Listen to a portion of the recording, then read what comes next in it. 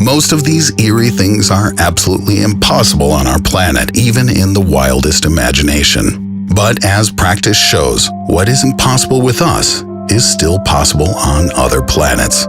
Let's look at ordinary rain as an example. Rain is usually cold and gloomy, and very, very wet.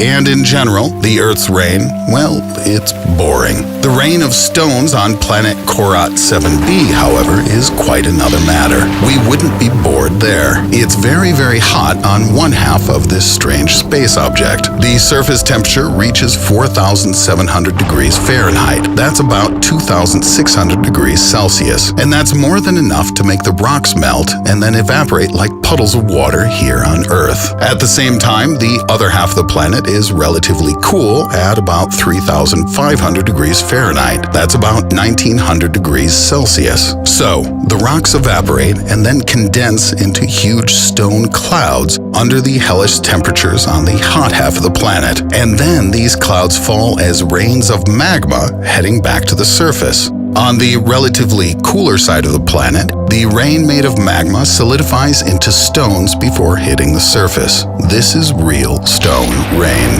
Can you imagine seeing this with your own eyes? But wait, this next place will astonish you even more. HD 189773b is an exoplanet located 63 light-years from us.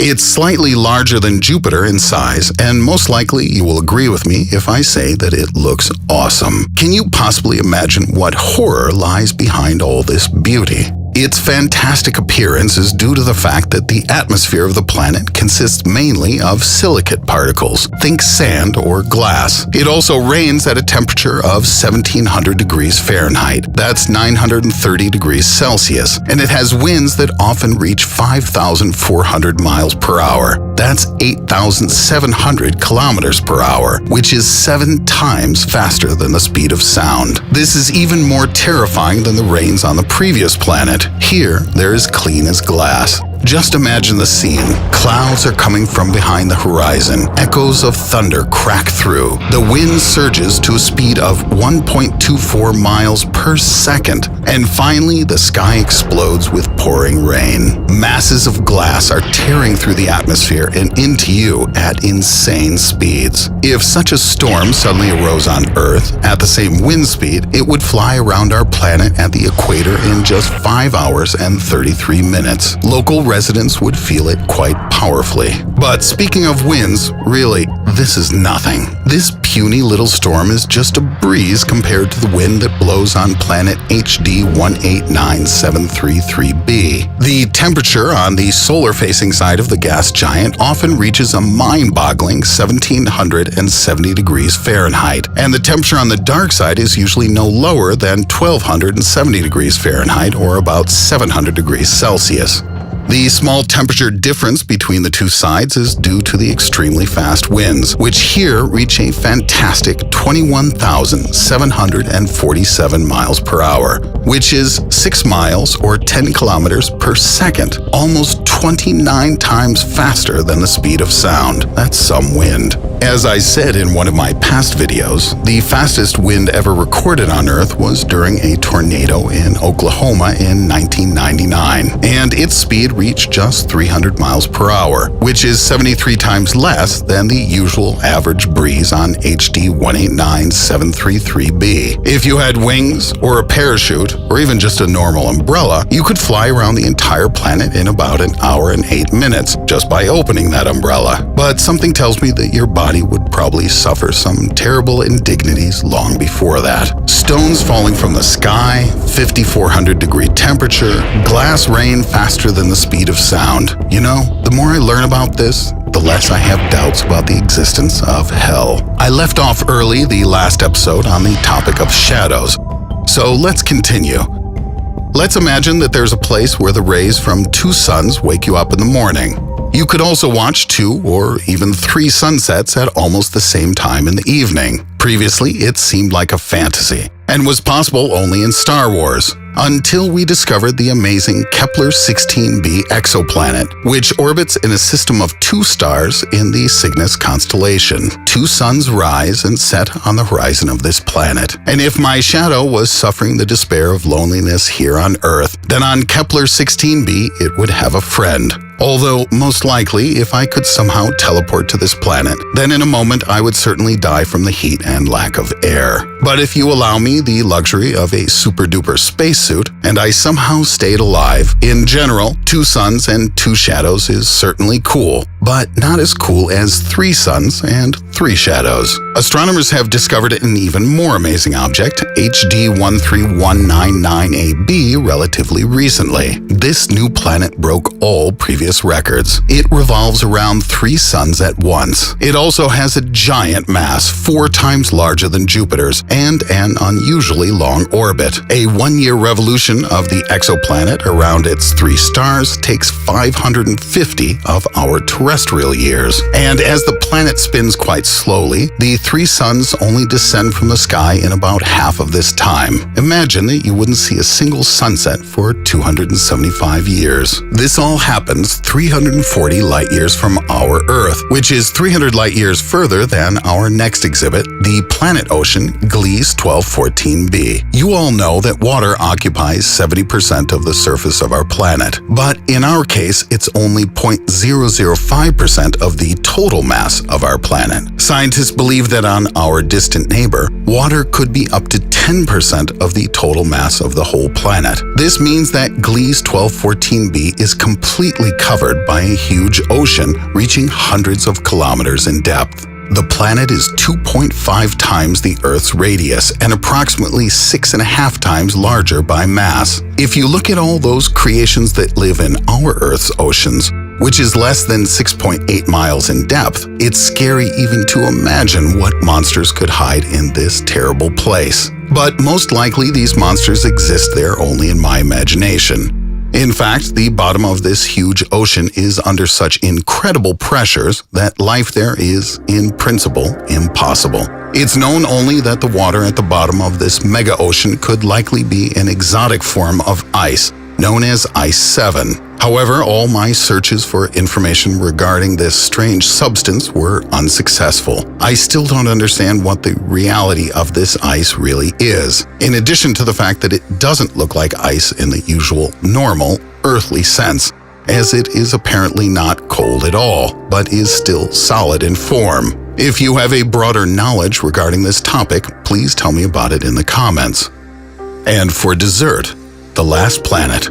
A real hell here, my friends. Many stars can't even boast of the same high temperature of which the planet Kelt 9b is burning. Approximately every 1.5 days, this planet, the size of our Jupiter, makes a complete revolution around its star. This star at the moment is one of the biggest stars near which scientists have managed to find planets. The A-class blue giant star Kelt 9, whose age is estimated at about 300 million years, is approximately twice as large and twice as hot as our Sun. Because of its giant size, the planet Kelt 9b, which rotates in the immediate vicinity of this super hot reactor of a star, is heated to an incredible temperature of 7,800 degrees Fahrenheit, about 4,300 degrees Celsius. This is fantastically hot, as it's within spitting distance of the temperature of the surface of our own Sun at 9,900 degrees Fahrenheit. Most stars of the spectral classes F, G, K, and M do not exceed 1,300 degrees Fahrenheit, and only representatives of classes B and O get above 18,000. Thus, the exoplanet discovered by Scott Gowdy with the help of a pair of Kelt telescopes turns out to be hotter than many stars. I don't know about you, but I just can't get this amazing fact out of my head. But this is not the end. They dress up in eccentric suits with wings, climb to some very high point, the tip of a steep rock on some mountaintop is just about right, and they jump. I don't know what these kamikazes are thinking, flying at insane speeds just a few meters from the protruding rocks and trees, but it looks simply just plain terrifying. Then the parachute opens, the adrenaline surge peaks, and with unforgettable emotions, his feet finally find firm ground underneath. And yet, the most incredible feeling of all was when he defeated the old man with the scythe, Death himself. They say you really begin to appreciate life only moments from death. This is called base jumping here on Earth, one of the most extreme and dangerous sports. I don't know about you, but in my eyes, these crazy daredevils with wings look like superheroes. But you know what's even more fun? There's a place where all this devilry would look like no more than an innocuous walk in the park. This place is right here in our solar system, 71 light minutes from Earth, 9.3 billion miles from our blue-green ball. If some daredevil wanted to repeat such a jump on Titan, he could make it all the way around this picturesque moon of Saturn. A dense atmosphere combined with low gravity makes this place a superb candidate for the resettlement of Homo sapiens in the future. Just imagine what mind-blowing entertainment could be invented under such fantastic conditions. I would finally be able to realize my most cherished dream, to ascend into the air like a bird and soar. As you already know, it's not only birds that can fly. We just have to figure out how to get to Titan, and also how to make a cozy little nest there. And this, believe me, will not be easy. The fact is that in addition to all these bonuses awaiting future colonists, Titan has prepared for us a good little bundle of troubles. But this place is quite impressive. There's an atmosphere here. Moreover, it's 1.5 times denser than our terrestrial one, and this is about as good as it gets. The force of gravity is 1/7 that of the Earth. Yes, Titan is even smaller than our moon. This means that a person could potentially just walk around on the surface of Titan in nothing more than some simple scuba gear, which is also very, very not bad. But now comes the pain. First, it's terribly chilly.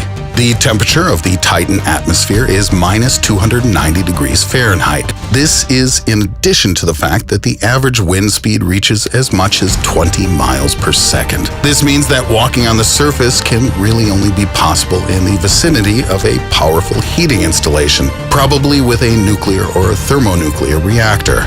Also, this super dense atmosphere does not contain precious oxygen, but contains such very cheerful substances as cyanogen and cyanic acid. This means that the atmosphere is not just unfit for breathing, but is poisonous and at the first opportunity will try to kill you.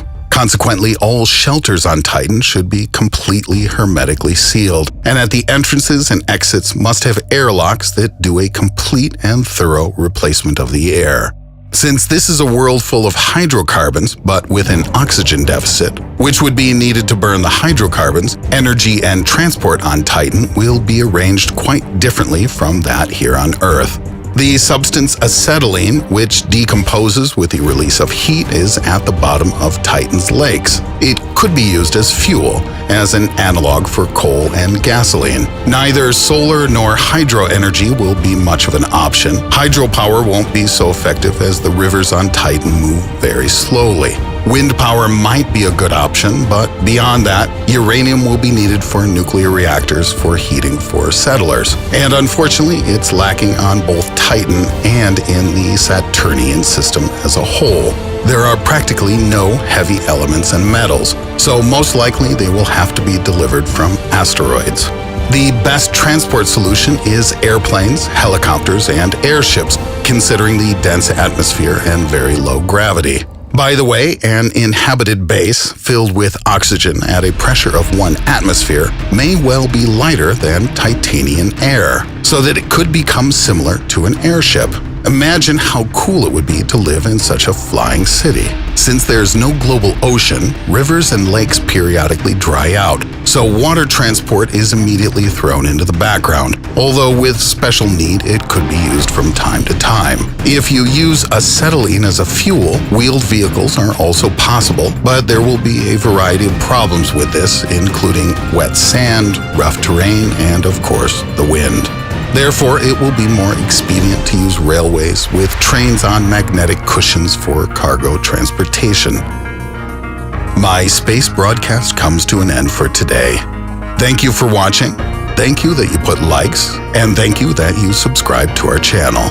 New, even more exciting releases will be coming very soon. See you soon, my dear friends.